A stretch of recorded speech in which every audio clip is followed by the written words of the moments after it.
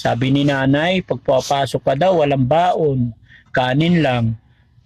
Saan ka kumukuha ng ulam mo? Nasaan ang mama mo? Wala po, iniwanan po kami. Bakit niya kayo iniwan? Kasi po may iba po siyang asawa. May anak po siya. Ayun po yung inaalagaan niya. Priority niya lang po yung kapatid namin isa po. Ano? Anak daw kami sa labas. Ang gulo ng bahay mo, Nay. Gulo nga, hindi nga maligpit-ligpit eh.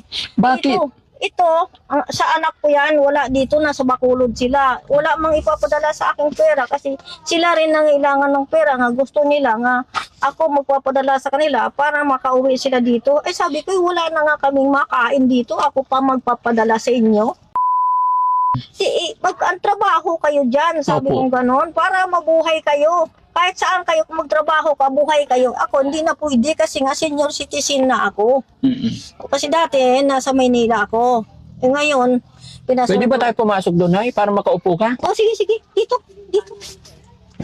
Pasok tayo, mga kababayan. Wala na talagang yung bahay namin. Wala na talagang kaligpit. Okay lang yan, Nay. Basta makaupo tayo, mga pag-usap tayo ng maayos. Ayan, okay na yan, Nay. Kasi na.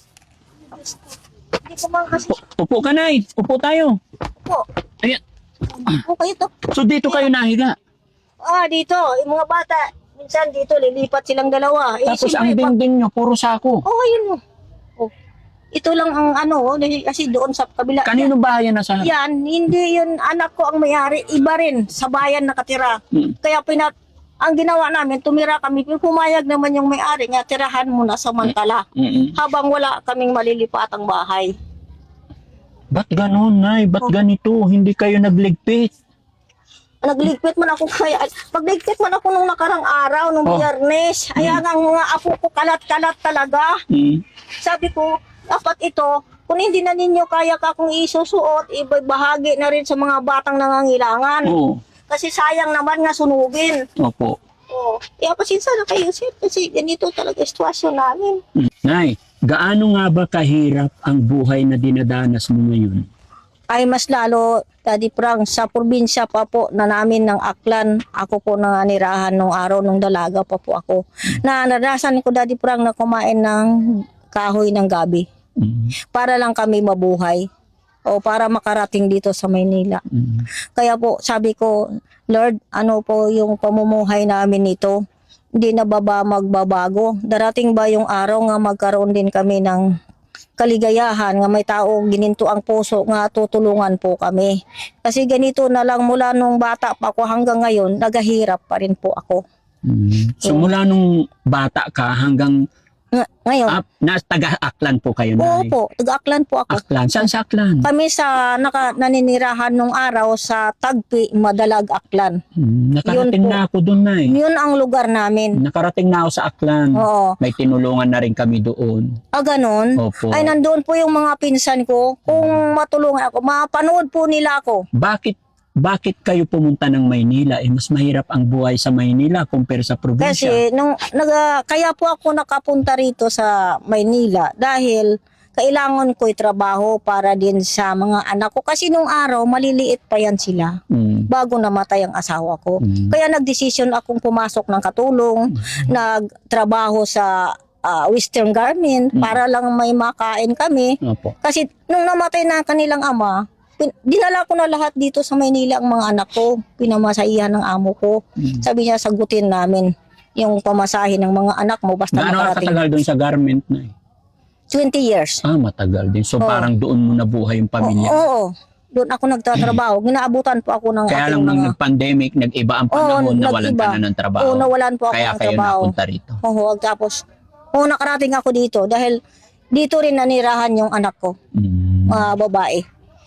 Yung nakita niyang asawa ay taga Iloilo. So, Nay, pwede ko pang makausap yung mga anak nyo? Pwede po. Yung apo nyong dalawa, yung iniwan ng nanay? Nandyan po. Pwede ba natin silang tawagin?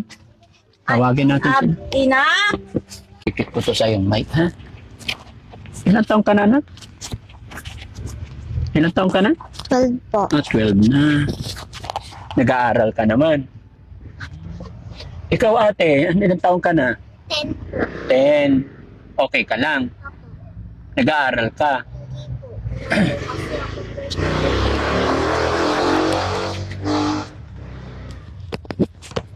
Bakit hindi ka nag-aaral?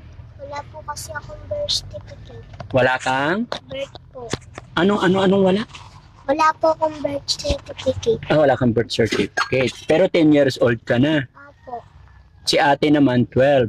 Apo. Magkapatid kayong dalawa. Apo. Ilang kayong magkakapatid? Ano po? Siyam. Siyam kayo. Po. Asaan na yung 7?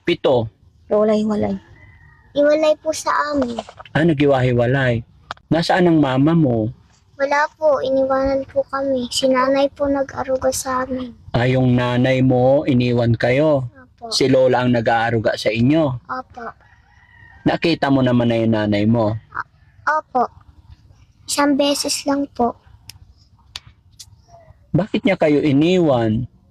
Kasi po may iba po siyang asawa. May anak po siya. Ayun po yung inaalagaan niya. Ba't kayo hindi niya inalagaan? Yung priority niya lang po yung kapatid naming isa po. Ano? Priority. Yun ang inalagaan niya. Opo. Pero di ba dapat, kasi anak din kayo, dapat inaalagaan din kayo? Po, hindi naman po kami nalagaan niya. Tawag niya lang po sa amin, Inakiray po. Ang tawag niya sa inyo, Inakiray po. Inakiray. Bakit ganun ang tawag niya sa inyo? Hindi ko po alam. Kasi nagagalit po kasi yung kapatid namin. Huwag daw namin tawagin na anak daw kami sa labas. Sabi ng kapatid namin. Sabi ng kapatid nyo, hindi ayaw kayong tawagin na anak kasi anak lang kayo sa labas. Opo. Anong nararamdaman mo nung tinawag kayong anak sa labas? Wala po. Pero di ba dapat pare-parehas kasi anak din kayo? Opo.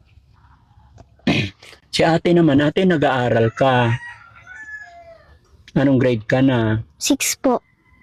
Kumusta naman pag-aaral? Okay lang po.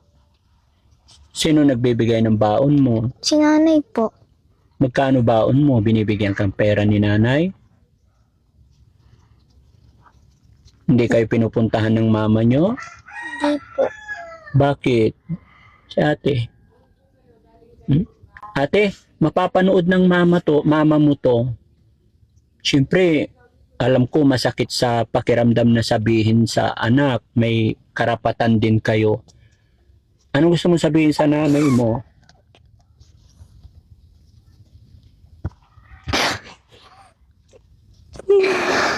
Hindi po siya sa amin ng aruga. Pinabayatan niya kami kahit nanay.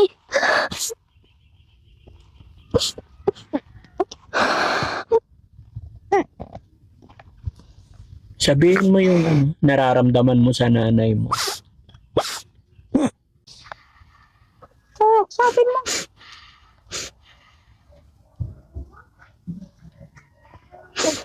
Bakit si ate mo tinatitigan? Ha? Tinatanong ka na nga eh. Ayaw mo mga lakad ng birth certificate? Gusto.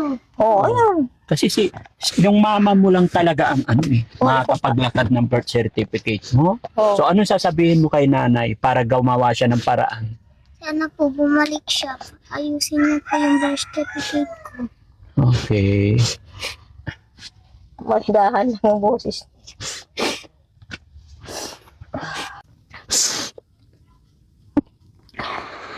Wala po siyang malasakit po sa amin. Hindi po siya sa amin nag-aalaga. Pinabayaan niya kami kay nanay. So gusto mo sana alagaan din niya kayo. Mula nung pagkabata mo hanggang ngayon, hindi nyo ba nakasama yung nanay nyo? Hirap sa pakiramdam, no? So anong mensahe mo sa nanay mo? Kasi lahat tayo tatanda. Lahat tayo pagdating ng panahon, kailangan natin yung mga anak natin. Pag dumating na yung panahon na tumanda na siya, hanapin niya at hanapin niya kayo. Ngayon, ano ang gusto mong mensahe sa nanay mo? Baka may gusto kang sabihin sa kanya? Sana po maalala niya po kami. Mapuntahan po dito. Naiinggit ka ba sa ibang mga bata na inaalagaan ng magulang? Bakit? Hmm?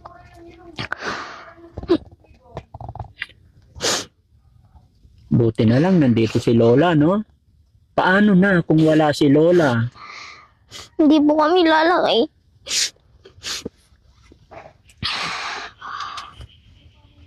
So dito lang kayo lagi ng Lola mo magkakasama? Opo po. Ano pangalan mo ulit? Kiray po, pero yung pangalan ko po Mary Jane po. Hmm. Ayan, pati ako Mary Jane naiiyak eh. No? Dahil alam ko, nararamdaman ko yung pakiramdam ng mga bata na walang magulang, tapos nasa lola, tapos napakahirap ng buhay. No? Napakahirap talaga yun. Alam mo kung bakit? Kahit ako, lumaki rin ako sa lolo't lola eh. So, siguro maswerte pa rin ako kasi kahit papano, mayroon akong lolo at lola nung time na yun. No? Pero sa inyo, nakita ko ang sitwasyon na napakahirap. Walang lulo. Walang lolo. Ba't umiiyak din si Lola? Hindi ko kasi, sir, mapigilan mag-iyak. Siyempre, malungkot nga buhay. Mm. Ganito yung sitwasyon namin. Tapos ito naawa sa apo ko kay wala gid talaga siyang dapat kako kinder na dumaan na siya ng mga grade 2 na grade 3 ganun wala. Hanggang ngayon, di pa rin napag-aaral. Kasi ang sabi sa amin sa school, hindi siya ako pwede maggawa ng paraan nga ako gid ang maglakad niyan. Importante daw yung magulang. Opo, yung Nanay gid daw ang gapirma doon. Paano yan? Pasko, kayo-kayo lang magkakasama dito. Oh. Ate Kiray, anong request mo this coming Christmas? Anong pinagpipray mo kay Papa Jesus? Sana po matulungan po kami nila nanay. Gusto mo matulungan ka ng nanay mo? Ang tatay nyo, nasaan? Wala po dito. Nasaan? Hindi po namin alam. Pero alam ko, kilala kayo ng tatay nyo. Pwede mong kausapin yung tatay mo, baka mapanood niya yung video ito. Oh. O, dali. Sige, sabihin mo.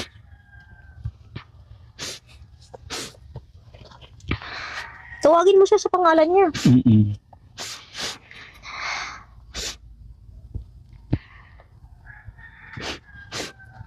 Sige anak, sabihin mo kung ano yung nararamdaman mo, ha? Dali, naiintindihan kita. Take your time, ang ganda-ganda pa naman ng batang ito para matulungan ka ng nanay at tatay mo. No? Sabihin mo kung ano yung nararamdaman mo, maririnig ito ng tatay mo, ha? Okay, go. Ano po sana pumunta po siya dito para makita niya kami ito sa sitwasyon nila nanay. Ano ba pangalan ng tatay mo? JP po. Alam mo kung nasaan siya? Hindi po.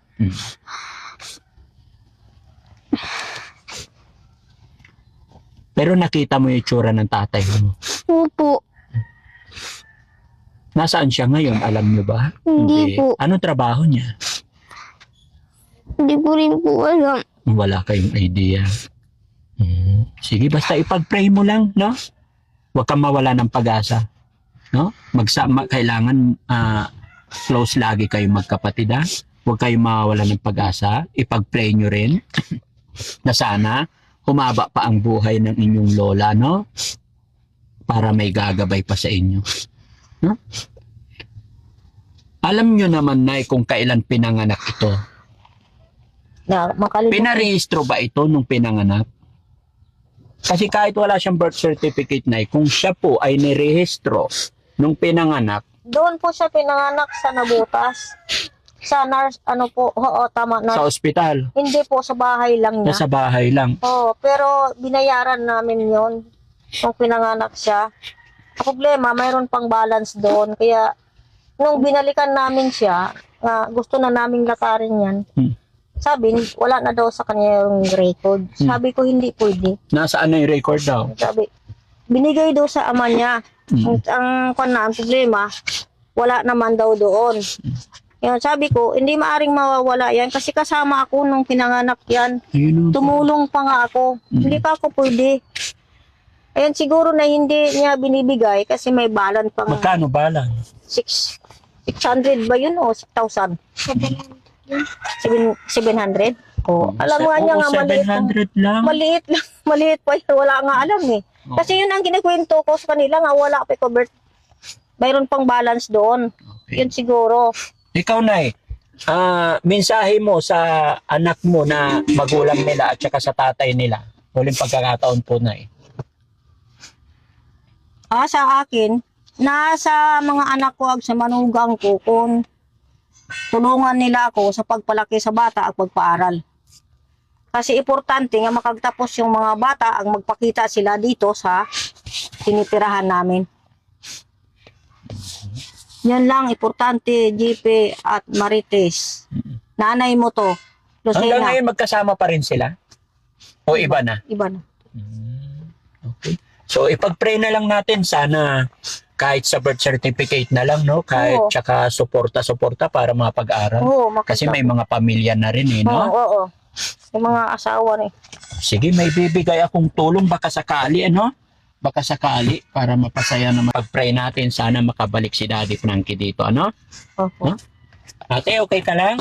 Basta wag kang mawalan pag-asa, tuloy-tuloy pag-aaral, ha? O, Nay. 1, Yan. 2, 3, 4, 5,000 po. Maraming salamat po sa bigay mo sa amin. Sana marami ka pang matutulungan ng kagaya namin. Maraming salamat po, Daddy Frank. Walang anuman. Sana po paglaki ko, matupad ko po pangarap ko. Tapos po tutulungan ko po si nanay. Anong gusto mo ba paglaki? Maging ano po, chef po. Chef ikaw. Mahilig ka ba magluto? Very good. Sige, basta mag-pray ka lang, ha? Huwag ka makikipagbarkada, ha? Wala po. Paano ka kakain kung kanin lang baon mo? Minsan po pag may soup po sa school, yun na lang po yung kakainin. Ano yun, pag? Soup. Hihingi ka na lang. Madalas ganun, walang baon? Opo. Kanin lang? Galing naman. Basta lahat yan, lilipas din yan, no? Kaya mo yan. Ha? Ingatan mo yung sarili mo, ha? Okay, sana makabalik ako dito. Okay? Wala kayong pasok ngayon, no? Saturday. Sa Monday, may pasok pa ulit. Kumusta naman ang pag-aaral mo? Okay lang naman po. Okay naman, may mga bag ka pa naman. May mga gamit. Sige, bigyan kita pang baon kasi lagi kang walang baon, no? Ha? Bigay lang. May bigyan siya. Tag-1,000 kayo magkapatid. Salamat po, Daddy Frankie. Hmm? Thank you po, God bless. Mag-aral kayo mabuti, ha? Bigay lang po sa kanila yung mga bag na yan. Ang mga bag, bigay lang din. Binibigyan lang siya sa school. Okay lang yun. Laban lang tayo, ha?